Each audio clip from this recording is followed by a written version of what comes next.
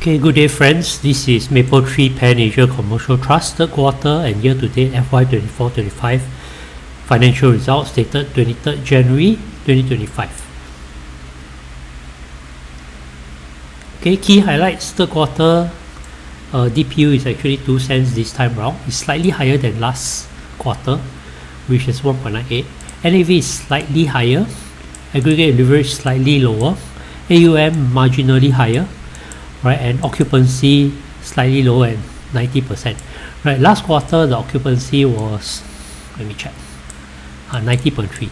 Right, so these numbers very similar lah. So that's why I'm not going to talk too much about it. Even DPU is almost the same. Right, this 1.8. This is second quarter results. Right, so third quarter results are quite similar to second quarters. Right, we look at third quarter FY 24-25 versus third quarter FY 23-24. VivoCity demonstrate consistent strength. Right, you can see MBC and the other Singapore properties are no longer mentioned. Right, later I'll explain to you why. Right, so they maintain strong performance in VivoCity despite the AEIs ongoing at basement 2. Okay, overseas contributions are dampened by SGD appreciation against JPY, renminbi and Hong Kong dollar. So FX, when they convert the foreign currency back to SGD to pay us in dividends, right, we get less dividends, right, because of Singapore dollar being stronger. Right, the only positive is lower utility rates as well as strategic debt reduction. This one is basically from Mapletree and Sons sale, and they pay off the debt, right, and that's why their leverage is below 40% now. Right, if we want to talk about this year to date, that means 9 month versus 9 month performance, basically the same three things are being mentioned here, so I won't go through them. Right, aggregate leverage below 40%, we talked about it. Right, fixed debt cap above 70%. Okay, that's decent, I guess. Right, some other REITs have slightly higher. Okay, so they are monitoring for cost saving opportunities. Right, this one, frankly, I don't think you need to mention whether or not you are doing well or badly. You should be looking for cost saving opportunities. Right, so anyway, sustained portfolio resilience reinforced by positive portfolio rental revision and improved occupancies across all markets except China. Okay, Singapore underpins long-term stability, robust rental uplifts with VivoCity leading performance. Later I'll show you why I'm worried about Singapore now. Alright, VivoCity, they say the rental sales momentum outpaced market, above market quarter-on-quarter growth. Right, so yeah, I guess you can say VivoCity is still doing well. Right, is their last their last building that's doing well. Later I'll show you that. Right, so anyway, this despite the AEI going on in basement 2. Right, so Festival Walk third quarter shopper traffic and tenant sales rebounded from previous quarter. Right, this sounds good, but if you look at the numbers, it's not so good. Right, I'll explain to you why later. Right, so again, revenue is down because of divestment of Mapletree and Sons. We talked about this, and also FX reasons. Right, gross revenue in Singapore alone, right, was 0.2% higher. Right, if you exclude Mapletree and Sons from last FY, because this FY there's no Mapletree and Sons anymore, but last FY third quarter Mapletree and Sons still contributed. Right, mainly due to VivoCity. Okay, operating expenses is a slight positive. Right, lower because they don't have Sons anymore, and also lower utility expenses. Right, 8.5% drop in NPI. If you take out FX, is 7.8% instead. 7.8% drop. Okay, net finance cost down by 9.7%. This is supposedly a good thing partly because of paying off Mapletree and Sons borrowings. Right, but it's offset by higher interest rates on SGD, Hong Kong and JPY borrowings. Right, so this is not something we are happy to see. Right, amount available to distribution to unit holders and DPU is roughly 9.1 and 9.2%. Right, if it's not, if we take out the FX issue, is 8%. Right, this is the part that's quite scary. I'm going to show you something quite scary.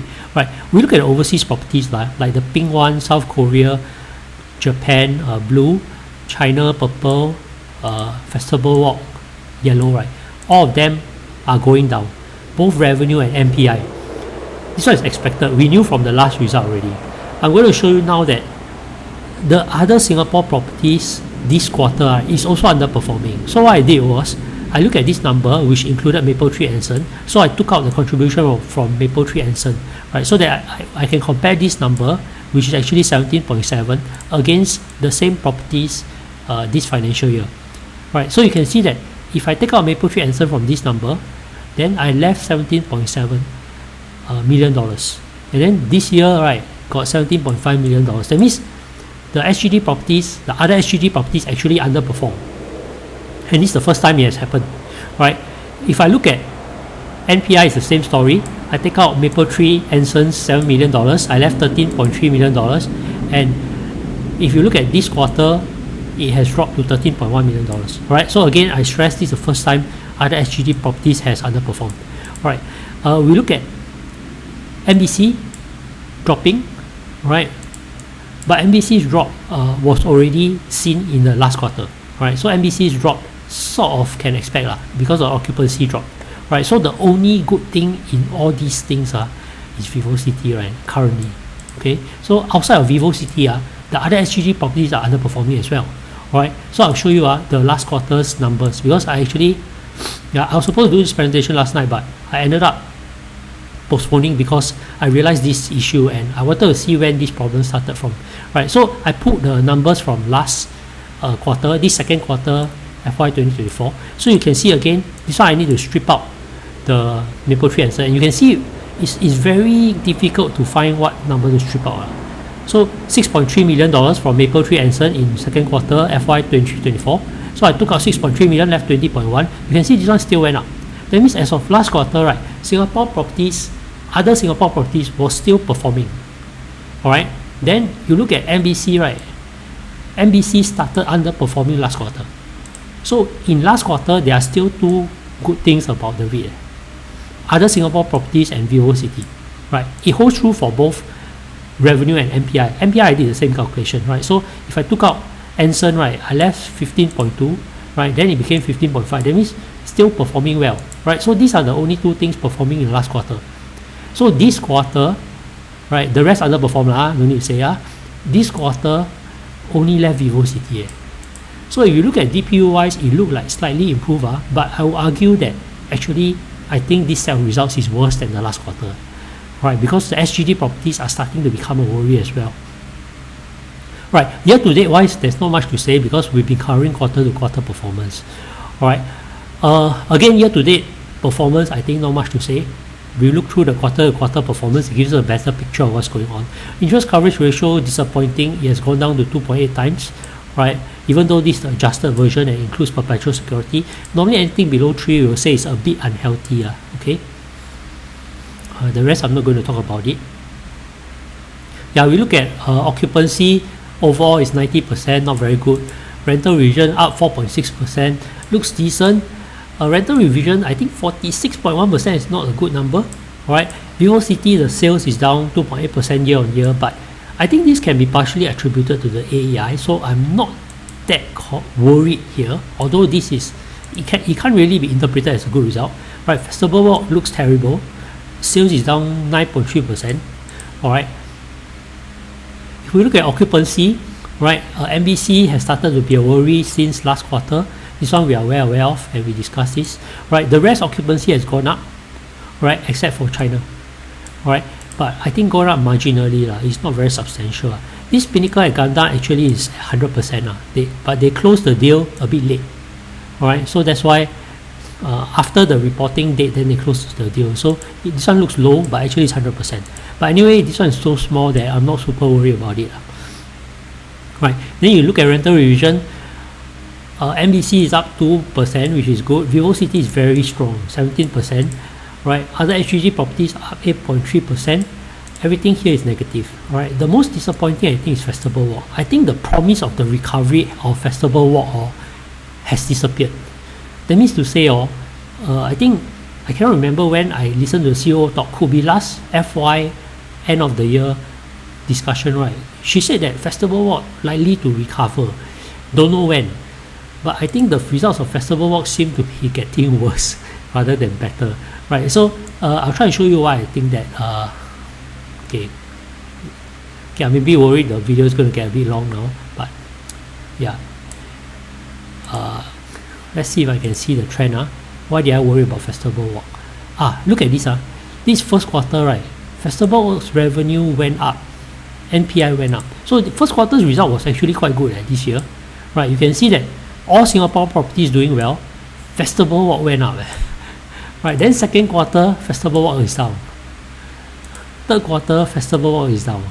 So it seems to be getting worse and worse, and they said that this rental revision will head to zero, but doesn't seem to be the case, right? So yeah, this one is very bad, but again, very small. So not going to care too much about this, but generally performance not very good, right? Singapore has good numbers, but revenue is dropping overall. Not going to talk about this. MBC, you can see, is even lower than average Singapore property occupancy. Alright. Tenant retention is also lower. Alright, rental review of MBC is lower than other Singapore properties also. Alright, so the MBC is actually slightly worrying in my opinion.